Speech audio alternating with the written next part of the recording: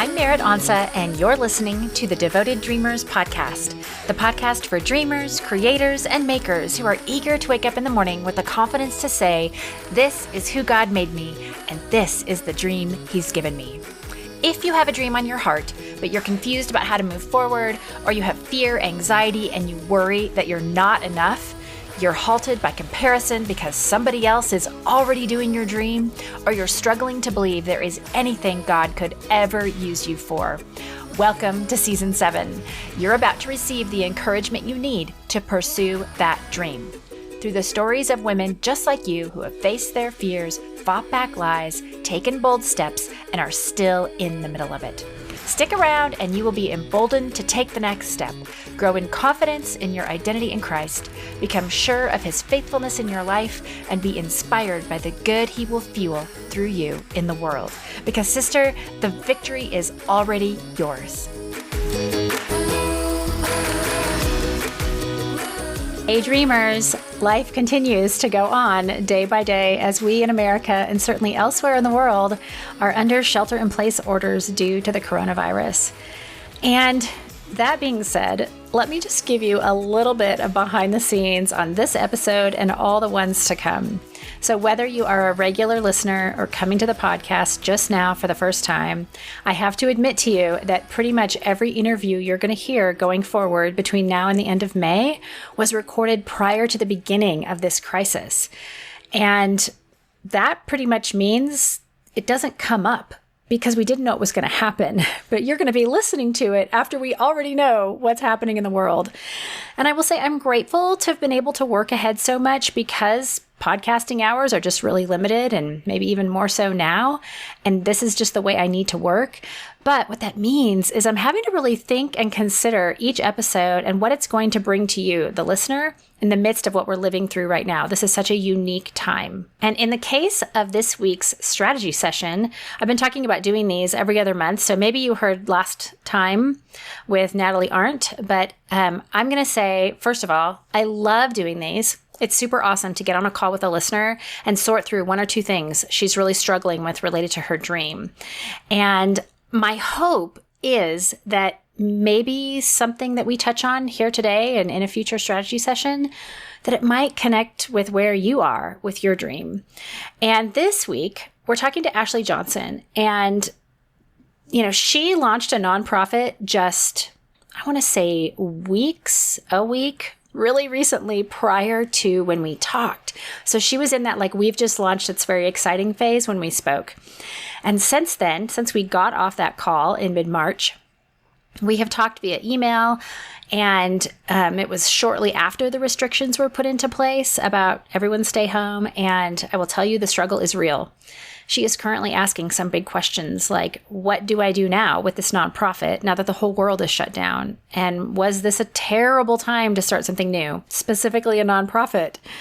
And my answer to her was no, it wasn't. So in case you've just launched or you're about to launch, I want to say that to you too. No, it's not a terrible time to launch. God knew all along that this was going to happen. None of this was a surprise to Him. He knows the needs of the women impacted by the work that Ashley has begun. He holds those women in His hands now and in the future. He held them before she began. He holds her. He holds her idea. And I think it's super easy to say right now, oh, the world's going to HE double hockey sticks and a handbag, so I might as well forget about my dream. But sister, I want to stop you right there. Don't you dare let this be an excuse to quit. Instead, use it to shift and adjust and listen. If you need some help with that, go back and listen to episode 146 from last week. But unless you get a strong sense from the Lord, and I'd say that needs to be checked against scripture and alongside some wise mentors or peers, this virus doesn't give you permission to give up. Not at all. So don't let it be an excuse.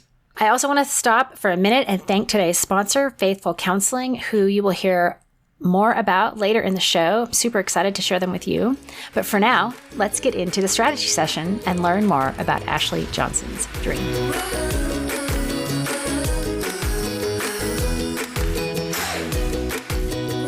Hey, devoted dreamers, we are back for a really fun strategy session. We have just had one of these in 2020. So Ashley Johnson is coming on to be my guinea pig for number 2. And this is really, it's a little different. I mean, it's still kind of interview style, but it's more of connecting with somebody who is, partway along in the journey and trying to figure some stuff out. So Ashley, I'm going to let her explain to you what her dream is, tell you where she's at with it. But before we do that, if you're listening to this on April 1st, today is her birthday. So happy birthday, Ashley, and welcome to the Devoted Dreamers podcast. Hi, Merritt. Thank you so much. Yeah, I'm so glad you're here. It's been a long time coming. I know we've kind of been back and forth trying to get this on the books, but Here we are, and it's exciting. And I would love for you to talk about, what is your elevator speech for talking about your dream, your organization? And then we'll get into some of the nitty gritty. So what would you say if you were just meeting somebody on the street? Sure. Well, so I'm still kind of working on my elevator speech. That's one of the things that I don't feel like I have totally ironed out yet. But basically what I tell people is that I've started an organization that seeks to empower women out of poverty globally through business and friendship. So what that looks like is my team and I created a sponsorship program where women in the U.S. can sponsor female entrepreneurs in developing parts of the world.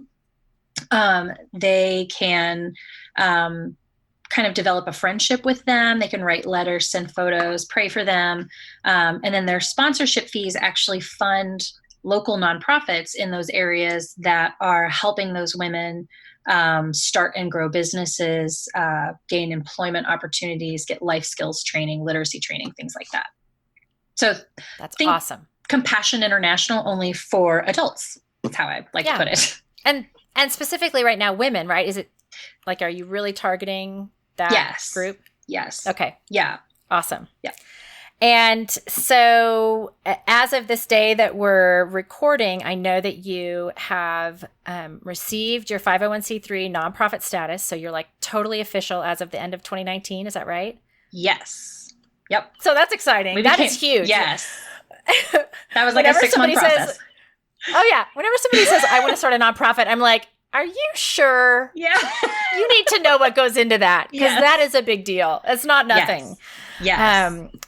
And then recently, you guys just launched kind of your public face of the organization? Yes. We finally went live and started. We got our first sponsors yesterday. So yesterday as of recording day. Yeah. So great. Okay. So this is mid-March-ish. Yeah. And and the organization is called the Constellation Coalition? Correct. Yep. Awesome. Okay. So now let's backpedal a little bit because I would love to hear maybe not the whole story, but how did you come to this? What do you feel inspired this? And the only reason I say don't want to hear the whole story is that we want to get into the nitty gritty. So sure, yeah. So let's do a little bit of background so that people know where you came from, and those who have similar interests might be like, oh, me too. Yeah. But yeah, so go there, and then we'll get into the thick of it.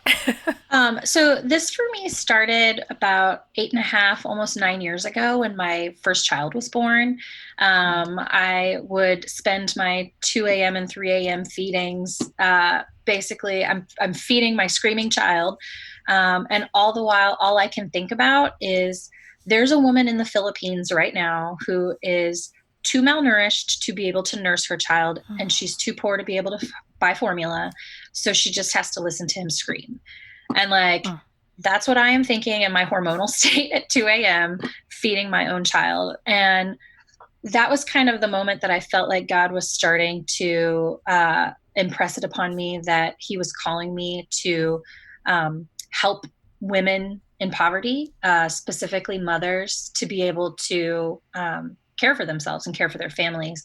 And I didn't really know what that looked like at the time. I started looking for jobs at local nonprofits like, women's shelters, things like that. Couldn't really find anything that I felt like, that's where God was leading me. So I honestly just kind of let that feeling go for a while. And then in 2015, I went to Guatemala for the first time. And it was a really life-changing experience. I had kind of started feeling pretty soon before I went, I started to feel like the way to end poverty is really through business and through jobs. And I had recently learned about micro lending, which is basically like, lending small amounts of money to people to start businesses, and then they pay it back over time at a small interest rate, and how it was really changing lives and lifting people out of poverty.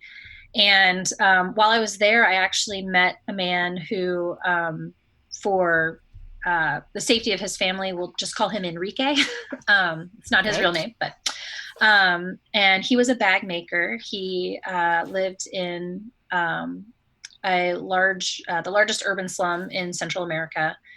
And he was working really hard to take care of his family and also to pay off a pretty significant debt to another family member. His work was incredible. Like, his bags were beautiful. And I kind of made it my mission that day that the church that I was attending at the time, my husband was on staff at the time, we had a large women's conference that we did every year, and all the women who came got a gift. And I was standing there in his workshop and basically just said, okay, well, these bags are going to be the gifts that we give the women when they come. And so I FaceTimed my husband that night, and I was like, so this is what we need to do. And so you bought like 100 bags? Well, we bought 650. And oh my gosh. Not right then and there. Like, we didn't bring them home from Guatemala that day. It was like a 7-month process of going back and forth between Ohio and Guatemala through translators. God just showed up in so many miraculous ways the entire time, like too many to count. And to the point where the bags arrived at the Cincinnati airport at 3 a.m. the morning of the conference. It was literally like God was just showing off at some point in there. So that was like, I don't know that I've ever felt so like satisfied and in my element and like exactly what I was supposed to be doing than I did that morning. 'Cause I really felt like, oh my gosh, like God just used me to get a significant job for this person that otherwise wouldn't have it. And so shortly after that, he and I friended each other on Facebook. Up until then, we were just going through translators. And like, we actually developed like a friendship. And I don't necessarily recommend that to people, because I know sometimes relationships with people in developing countries, particularly online, can get a little questionable sometimes. There was nothing like he never asked me for money or anything like that. So we just developed this friendship. And my husband and I actually went later that same year, the year of the conference, went down to visit he and his wife, we went to visit Guatemala. And while we were there, we spent an entire day with he and his wife and their kids. And we heard kind of their whole story and shared with them a little bit of ours, because their story obviously was a lot more difficult, and we were in no way comparing our circumstances. But, we had recently come out of a situation that had been very painful for us. And so we got to share that with them. We sat there in his workshop again, and just all of us cried together. And the girl who was there translating for us actually said that was really good for them to hear, that, just because we're Americans, it doesn't mean that our lives are perfect and that we're without pain. So, so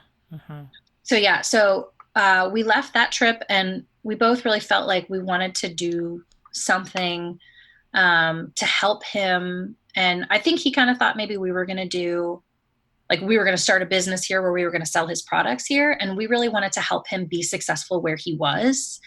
We didn't want him dependent on us. because if we go away, his business went away or whatever. We didn't want anything like that. So I don't remember exactly when it was, but I spent a lot of time just praying and asking God, like, I want to do something, but I want to do something different. I want to do something that, isn't like, I love fair trade businesses. I buy a lot of fair trade, more than probably anything else, but I didn't just want to start another fair trade company. Like, I wanted to do something a little different. And so a few months after praying, God just kind of dropped the idea in my mind. Like, so, you sponsor children with Compassion International, you sponsor children. The organization we were with was Lemonade International.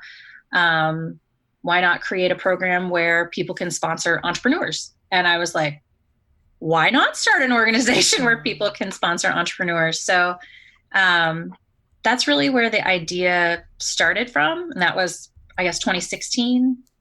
So then I spent the next 2.5 years, what I like to call procrastinating, talking to people a little bit at a time. I don't do anything quickly. Like, my husband likes to make fun of me because he asked me out once and it took me 2.5 months to tell him yes. So wow. Yeah. That's awesome. So I do things slowly. I take my time and collect as much information as I can. And yeah, so then in 2019, I felt like God was saying, you need to do this now. So I finally went from dreaming to doing and assembled my team, and it was like an entire year of, getting all the paperwork in order and getting approval from the government. And then the beginning part of this year, just kind of laying out our launch plan. And yeah, here we are. So we finally launched. That's awesome. Congratulations. Thank you. It's a big deal. Yeah. And so can you tell me a little bit about where the name came from? Oh, yeah. So my son, being the inspiration for the idea in general, he's really, really into space. Like, he is 8.5 years old. He wants to work for NASA, not as an astronaut. He does not want to leave the planet. He wants to be a scientist, and he wants to discover new planets. And so I had kind of had this idea in my mind of like sisterhood, and I kept saying the Sisterhood Coalition and, connecting women. And my husband one morning was like, it's not the Sisterhood Coalition, it's the Constellation Coalition. And I was like, oh, you're right. Like, it's the idea of connecting the dots between women. And I always say it's like every woman is a star. So she's shining brightly on her own. But when you connect the dots between us, we create these beautiful pictures and tell beautiful stories, and can even be a guidance system for other women. That's awesome. Okay, so you said something to me about needing help with messaging. And I'm like, that message you just gave me right there was really beautiful. See, and I love the story. I just feel like I talked for a really long time and I don't know, you know what I mean? Like, trying to hone it down, trying to hone the story down into digestible pieces, I guess. Yeah, but what you just said about connecting the dots between women, so everybody understands that kind of, well, I think everybody does. Yeah. Even my 5-year-old daughter is like, there's Orion's belt, like. That's awesome. Yeah. So you can understand that at a young age. You said every woman is a star. And what did you say after that? She's shining brightly on her own. But then when you connect the dots between us, we create beautiful pictures, tell beautiful stories, and can guide other women. I mean, that's great. So what part of that do you feel like you're lacking in? Or like, is it the communication of that outwardly? Like, how do I get this to others? Yeah. Is it more of the how than the what? Yeah. Part of it is like, how do I get in front of people outside of my immediate circle? Like, how do I get other people to hear about this? And trying to figure out like the wording specifically that gets people to understand and connect and want to be a part of what we're doing. I I have so many different versions of, um, kind of our mission and vision, because I won't commit to anything because I'm like, well, I don't know what people are going to respond to. So, yeah, just trying to figure out like what's going to connect with people. What's going to hit people's ears and them go, yes, I want to be a part of that. Like I want to change the life of a woman escaping poverty. Okay. So, I struggle with this. Like, there's too many options. Yeah. There's like too many people to talk to. And I don't know them all. And, if I had to look at like a particular episode of my podcast, hundreds of people have heard that. Like, which one am I actually talking to? Yeah. And it may speak to several people. So have you heard of this whole concept of like identifying your avatar or your active seeker, or you're like one, it's not a made up person. It's like a real person that when you think about how you communicate this message, that's who you're talking to. Yes. I actually created an avatar. Her name is Emily. Awesome. She has a name. Mine doesn't even have a name. That's so great. Okay. So we've got that. And so who is she? What do you know about her? So she is in her mid-30s. She is married, has 3 kids. She runs her own business. She's very passionate about helping other women. She's a part of a women's like business. What do you call it? Like the local like groups, networking groups. Thank you. Mentorship. Yeah. Mm-hmm. Yeah. And she's passionate about poverty alleviation, specifically in developing countries. So she is a part of her church's missions team. She mentors a couple of women one-on-one to try and really, instead of just going wide, going deep. Trying to think of what else. That's great. I wrote that like a month ago or 2 months ago, something like that. So. And so what is the call to action to Emily? What do you want her to do? I would like for her to sponsor one of the women that is in our program, befriend her, send her letters and encouragement, and support or our organization and the organizations that we are supporting through sponsorship. Okay. And by the way, I love that you're partnering with organizations already in existence, already on the ground, like the local people, like that takes a lot off of your plate. Clearly, you know that. Yeah. Well, because we realize we don't know how to help a person in a developing community start and grow a business. We've got to depend on the people that are there that know their context. Like for us, in our minds, they're the ones who are really doing the work. We're just the support staff. Like we're there to get eyes on their organization. And because we believe that people are the solution to their own problems.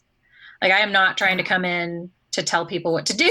Like I just want to come in and support what they're already doing. Awesome.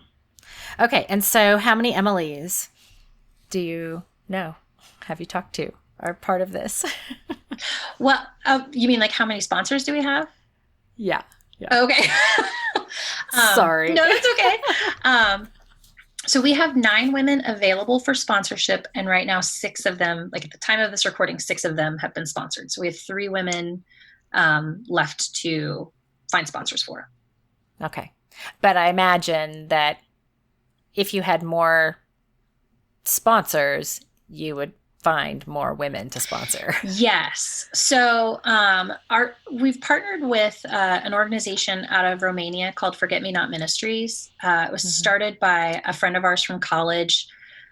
She moved there like 15, 16 years ago to do orphan care, and quickly realized that there was a lot more to the orphan crisis than like parents dying and their children being orphaned. It was really more about abandonment.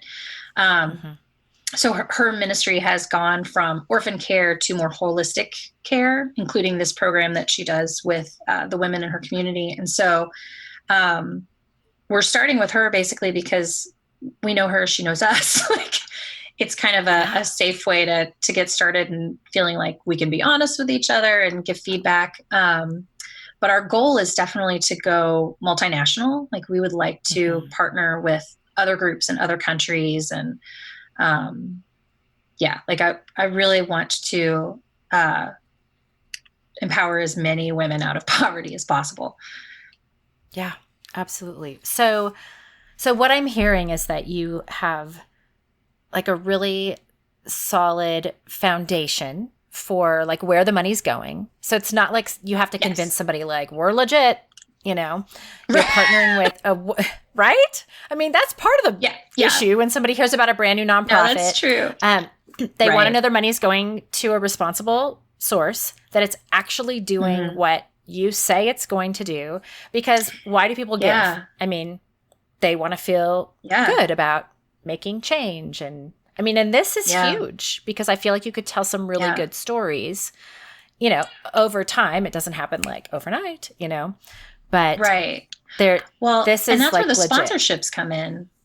Yeah. Well, that's where the sponsorships come in because, you know, there's tons of great organizations out there that you can give money to, and they're wonderful. And I please support them.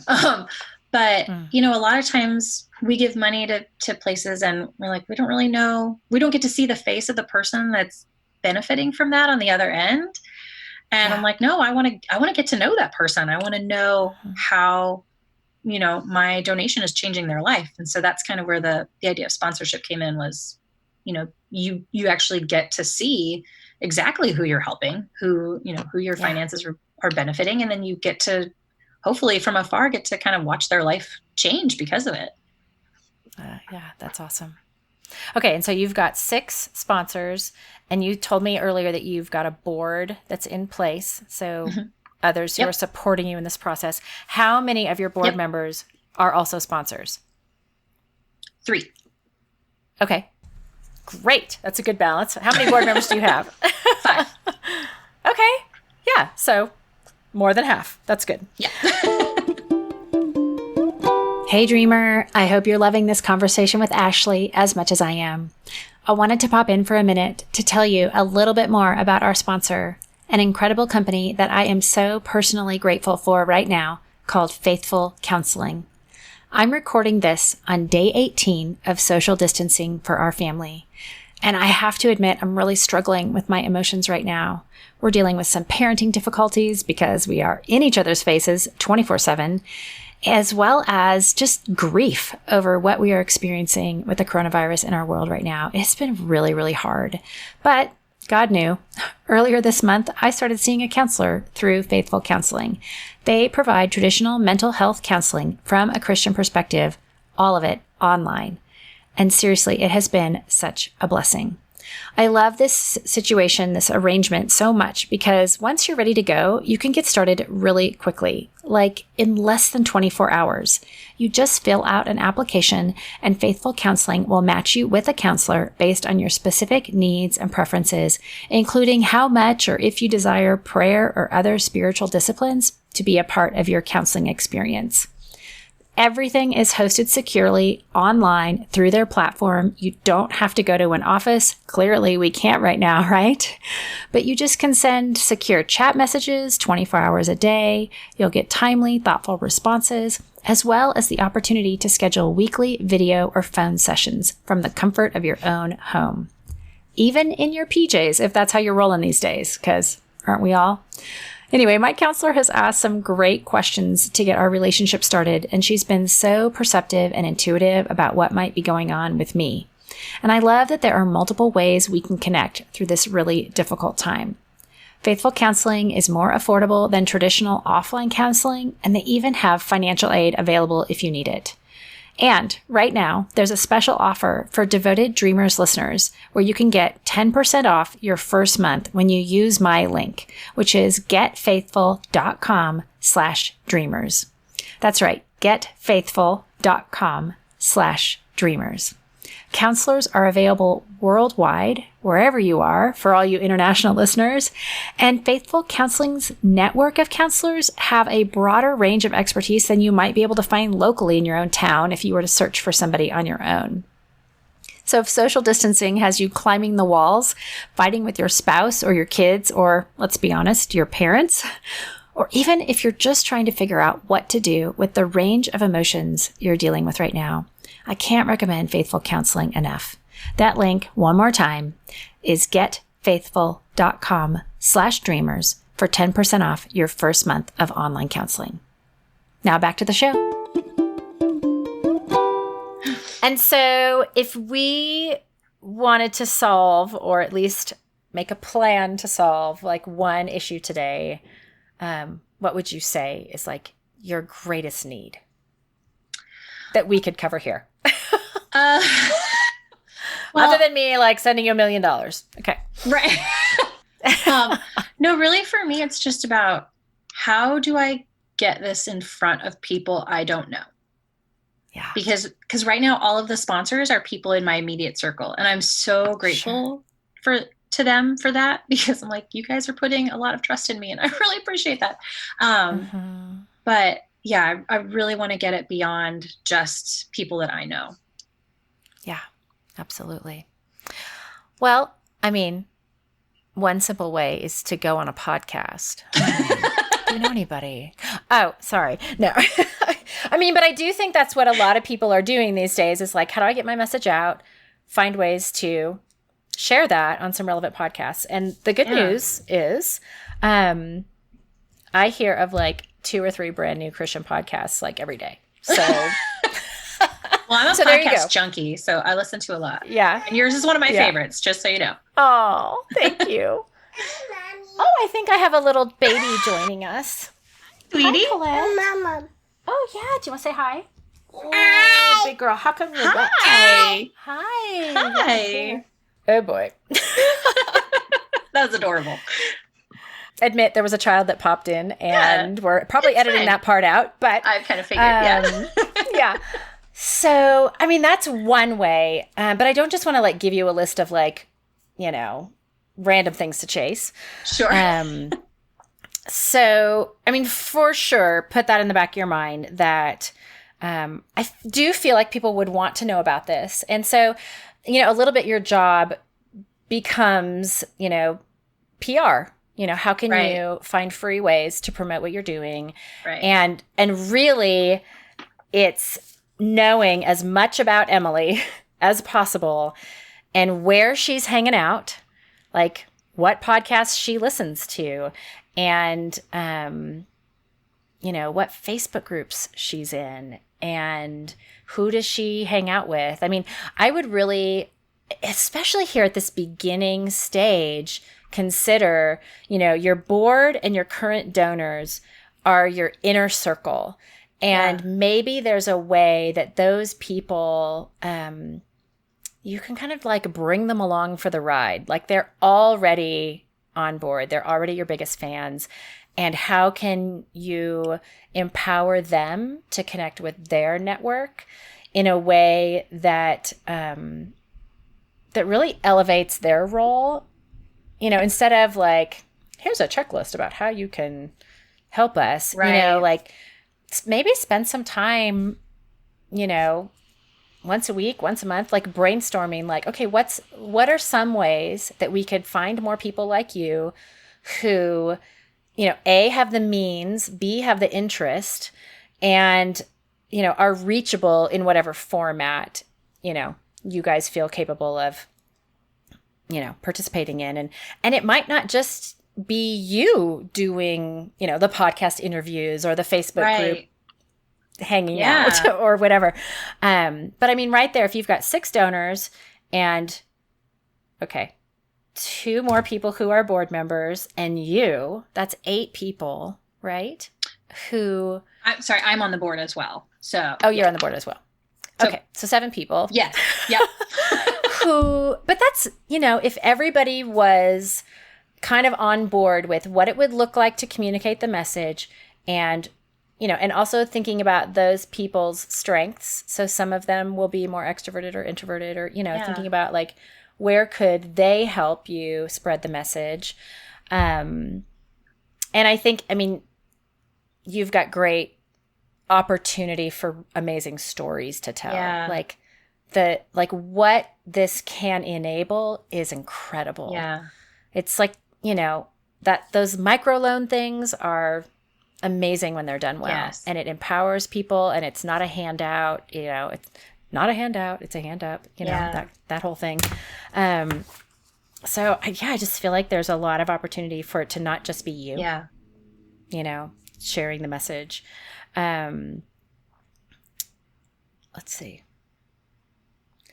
Yeah. And like these days, there's just so many ways to communicate it. Yeah.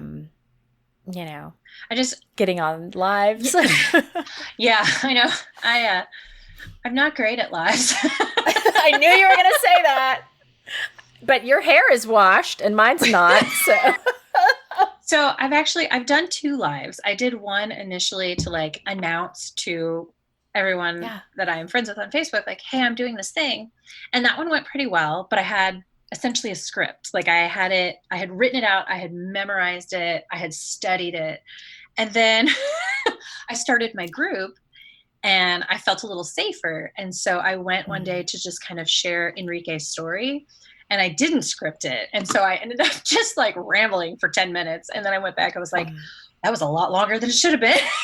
So I went back and I rewrote his story and then posted it. So I was like, if you don't feel like listening to 10 minutes of me rambling, here it is scripted, and you can check that out. So yeah. Well, yeah. And the thing that I think we forget is that not everybody heard that. Not everybody listened to the whole thing. Right. And so if you told almost the exact same story or little different pieces of it once a month, you would hit little different points of people. Like, somebody was driving and they only heard half. They like, their kids were screaming or whatever, Right. And then you get really good at telling the story. And I would say like maybe that's the first thing that you have your kind of team, your PR team, is that everybody gets good at telling Enrique's story. Yeah. And or maybe it's not Enrique because that was very personal to you because you were there with him. Right. Right? That's the bad guy. Yes. So maybe each of them has their own way of sharing a story. But, I think you're right about like keeping it concise. Every time you're on, have a call to action, whether it's, join our email list so that we can update you, or join that Facebook group so you can be part of this. If you're interested in sponsorship, here's how, but that's not the first lead in with a stranger, Yeah. With a stranger, you've got to kind of build that relationship with them. Yeah. And so thinking through like, what are the 3 to 5 touch points that somebody's going to need with me, or someone part of the organization to begin to trust you and who you are and what you're doing, and then have their heart moved that they would actually consider sponsorship. And maybe there's like just kind of like open it up. Like, okay, from the minute somebody hears about us to the minute they make a donation, maybe that's 9 months. I mean, who knows, like let the pressure off that it doesn't have to be like, if I talk to somebody today and they don't give, like, that's a failure. Like that's right. That's not true. Right. Right. Yeah. Well, and that's part of why I started the Facebook group, because I'd listened to a podcast interview with a guy named Stu McLaren, who's like the membership guy.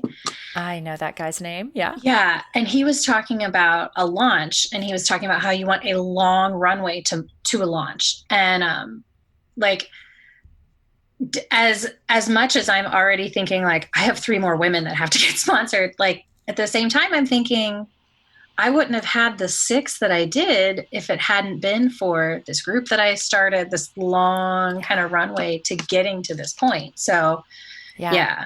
So Absolutely. That makes sense. The touch point thing. Yeah. And I think one of the other things that you mentioned to me is just kind of what's going on in your own mind. as you're walking down this road of like, how do I even, this feels so big. Yeah. How do I even get anywhere with it? Yeah. When I'm struggling with my own mindset and the fears and the, it's so funny. Talk a little bit about that. Yeah. Like I have to slap myself sometimes, because I think I would never talk to a friend the way I talk to myself, like all of these women that we're supporting, right? Like I absolutely believe 100% that God has created them for a purpose, and he has more for their lives than just the poverty that they have dealt with.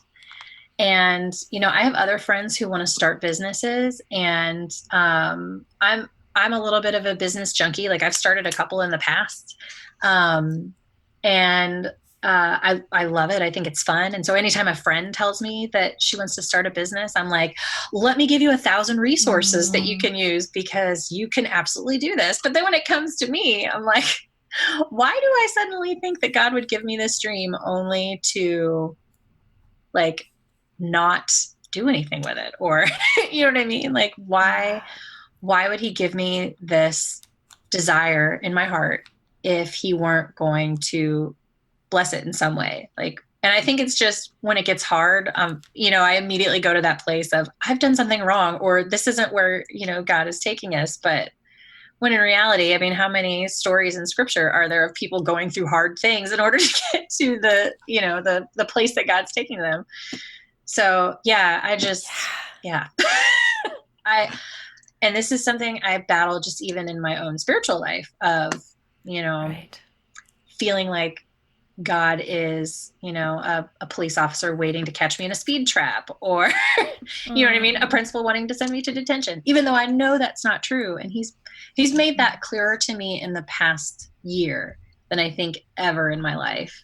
And yet that struggle is still there to think, God doesn't care, or you're not good enough to do this, or, whatever the lie that Satan tells me. But right. it's still there. Yeah, I was going to say. Still a battle. That's totally the enemy telling you that. Oh, absolutely. And I get it. Yeah. I get it that it's there. I mean, gosh, just that Enrique story, like recycle that one in your mind again and again. Like that was so, and I don't know all the details. God's sovereignty though. Yeah. Like that you met that guy, that you had this opportunity, that the bags actually arrived when they said they were going to do from It was Guatemala. totally miraculous. Yeah. I mean, there's so many pieces of that you can say God's hand was on this. Yeah. And it doesn't guarantee that like everything else you will ever do is a success. Right. At all. You know that. But I don't know. It seems to me the reminder that he is with me. Mm-hmm. He is with me. It might go bonkers. It might go terrible. It went terrible for the disciples, right? Like at the end, it went terrible. True. Yeah. And so, I mean, the spiritual battle, I think, is like, it's ongoing. It's in your mind. It's in your time with him. It's finding that what can you focus on that's true when the lies come, because they will come. Yeah. Especially if you're part of people's rescue. Yeah. Yeah. I mean, Satan wants those women to remain in bondage and poverty. Yep. And despair. Yeah.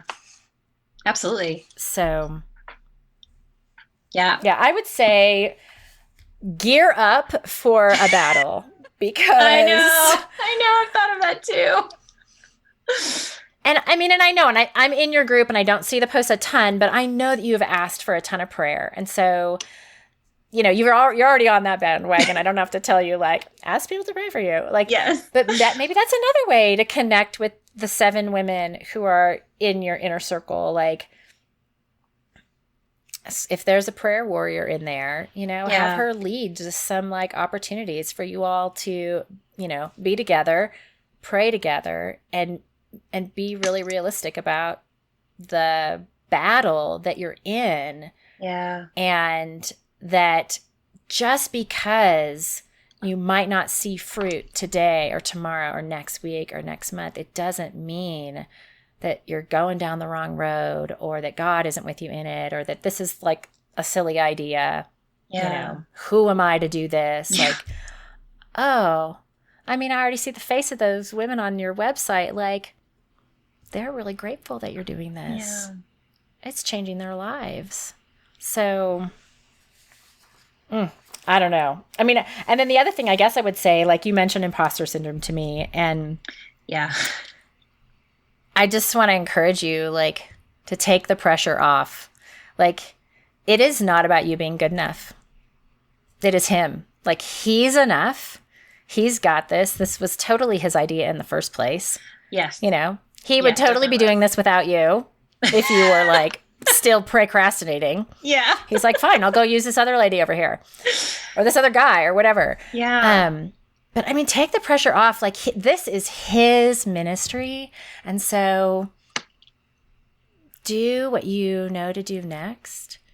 Bring people along, find more Emilys, and just keep walking, and expect it to take longer than you think it will. And he could, you know, shorten your timeline or whatever. Yeah. But every time I hear the imposter syndrome stuff, I'm like, it's not about us believing that we can do more or do better or be good at it. Yeah. Because we really, you know, like, why would he use us in the first place? Because we are, you know, we came to him broken and worthless, and he has rescued us out of the pit, and everything good in us is from him. So let him, in as much as you can in a day-to-day way, like, let him lead you in this, and take those terrible self-condemning thoughts back to him and just say, hey, do something with this. Like, you know, because it is true. Like, it is hard to walk forward when you're like really bashing on yourself. Yeah. But well, and I would never say those types of things to a friend. And if a friend said those types of things to me, she would no longer be a friend. Right. So, you'd be like, get out. Yeah. Get out of here. Yeah. So I don't know why I give myself a pass on that. I know. It's a hard one. I mean, that is like a lifelong battle, I think, for a lot of us. Yeah. Yeah. It seems to be women in particular. Mm-hmm. Like, I don't notice my husband battle this as much. Or it looks differently for them. Yeah. But yeah, I'm an Enneagram 1, so like, I gotcha. Oh yeah, you've got the inner critic. It's happening all the time over here. Yeah. See, I have the committee. Not as much as it used to. Yeah. You have the committee. Yeah. Enneagram 6s, we have a committee. So I have like 1,000 different ideas coming at me all at once from different perspectives. And then I just get paralyzed with, what is it, analysis paralysis? That's what they call it. Mm-hmm. Real thing. Yeah. Totally. Totally. I relate to that. She's back. Hello again. We might just have to finish it this way. I know. Okay. This little girl. It just is going to have to be okay that there's a baby in the room. I would let you just shared kind of offline a list with me, Ashley, of like what you feel like you've gotten out of that. So let's run through that list again. I'd love to hear what you feel like your next steps are. So you asked for a plan. So what's your plan from here? So just a few things for me to remember, having a call to action with each interaction that I have, whether it's joining an email list or liking us on Facebook, and not starting with sponsorship, being that that's kind of the biggest commitment, but starting smaller with the things like joining our email list and liking us on Facebook. Yeah. Finding a prayer warrior, because that's definitely not my gifting is prayer, but I'm already thinking of a few people that I could invite to do that for us. So yeah, I think those are my kind of next steps, just the practical application points. That's great. And pulling from your inner circle, figuring out what they can do to kind of be that PR team for you. And I mean, I feel like, that's a conversation with those women, inviting them into it, like, Yeah. I think people look from the outside and think, oh, well, she knows what she's doing, or she has all the bases covered, or whatever. And maybe it's like some one-on-one, right?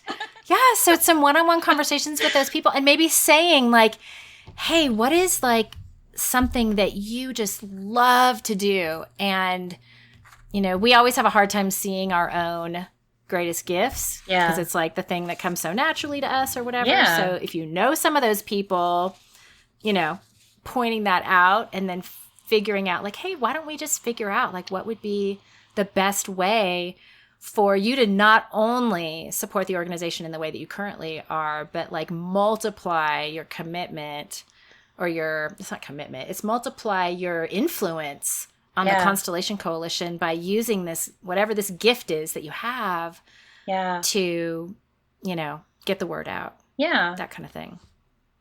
Because I think people want to be invited into stuff. Yeah. And, I'm at a stage in my life where I'm like, I am not allowed to say yes to anything new, Right. But I realize there are other people who need Right. to say yes a little bit more often. Yeah.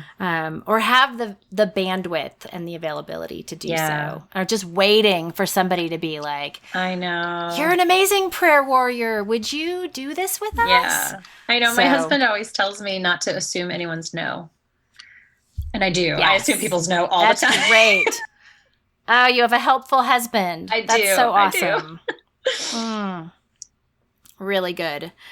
And I guess the other thing that, I'm sure you've had this thought, and this is kind of a tangent probably for anyone listening, but I have your written responses. Oh, yeah. Yeah, I was just thinking about who the women are.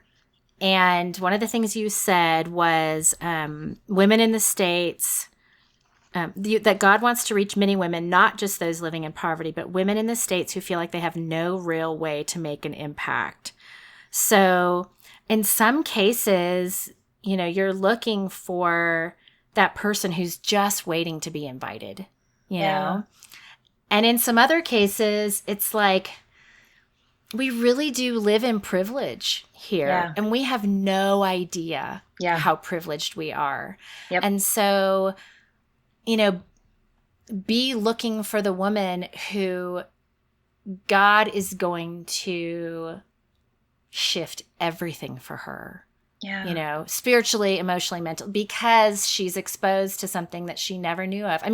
The first time I ever learned about human trafficking, I was like, excuse me, what? Yeah.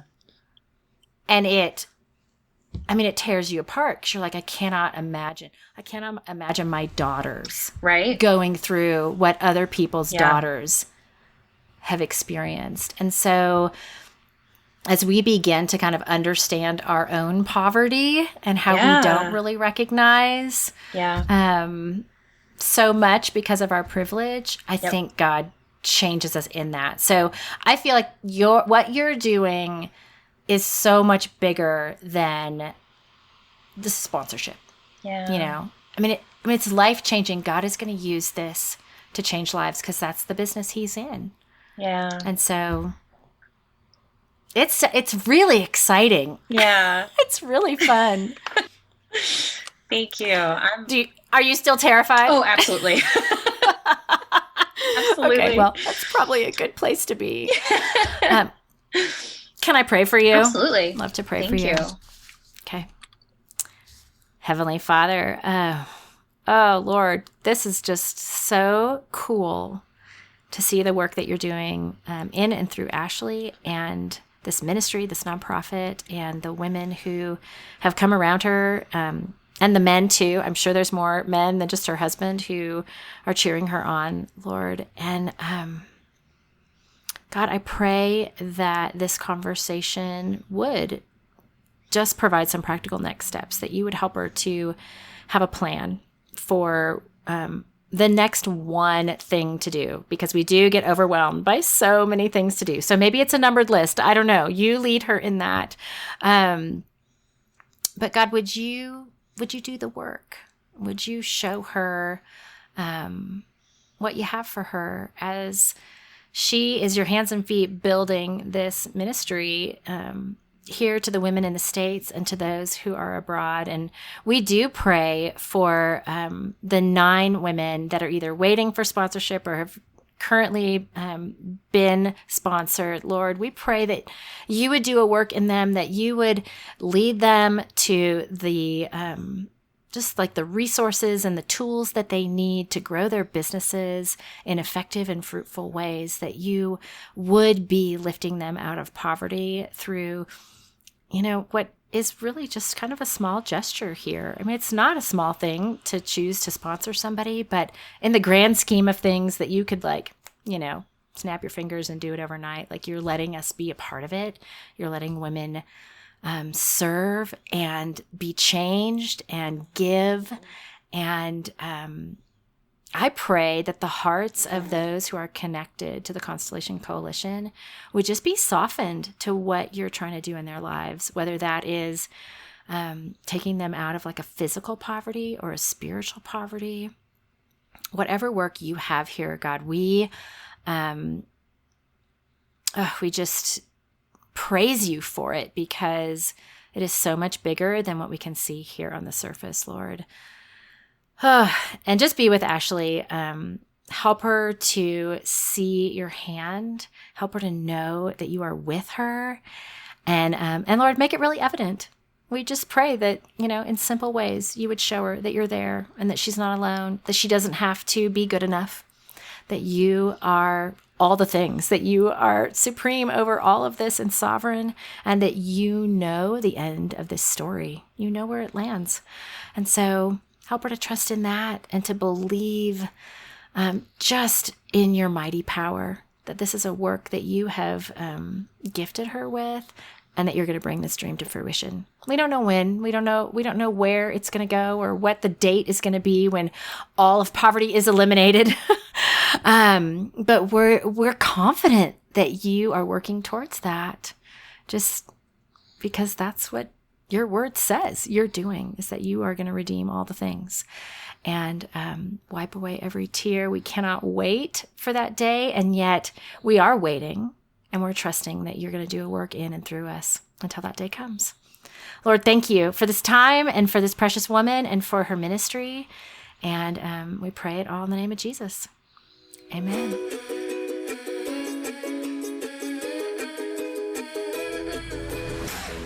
As I've already mentioned, Ashley and I recorded this conversation before the world went on lockdown. I just want to remind you of that. But as I listened to it all over again in preparation to record these closing thoughts, I was struck with that word privilege, and how I said at that time that we really have little idea of our privilege, those of us who don't live in bondage or poverty or constant fear of the rug being pulled out from under us. But I have a feeling that now, with what we are facing, our hearts are opening a bit to understand more of what we had and what we lacked before this crisis came to our land. Some of us are living now with much more uncertainty than others. A shout out to the medical professionals and all the essential staff who are putting their lives at risk every day that they go to work to serve the rest of us, to care for the hurting, the sick, the dying. Talk about uncertainty. But for those of us who aren't, as we're in our homes, as we're sheltering in place and dealing with our current circumstances, each in our own way, I have to believe that God is going to use this to grow our understanding of our spiritual poverty. He's probably already doing that. Like, we're in process of growing in that way, and that he is going to change us through this experience. So my prayer for you and for me is that we let that change happen, whatever our dream is, that none of us would be the same by the time this is over. You can find out more about Ashley in the show notes at meritonsa.com/podcast/147. And I will link to the Constellation Coalition as well, just in case you're feeling like an Emily, the type of person who would love to be involved in this work. Go check it out. We all want to make an impact, right? I mean, what are those dreams about anyway?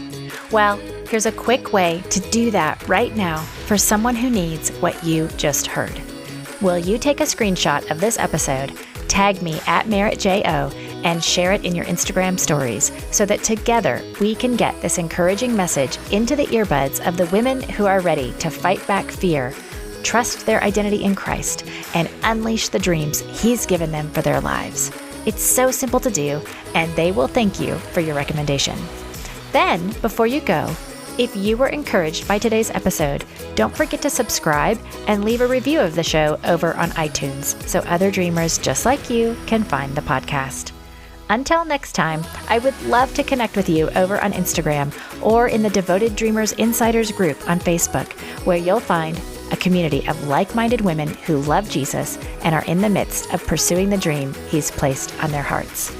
Thank you so much for joining me today, and wherever you are with your God-shaped dreams, may you have the courage to take one step toward their realization today.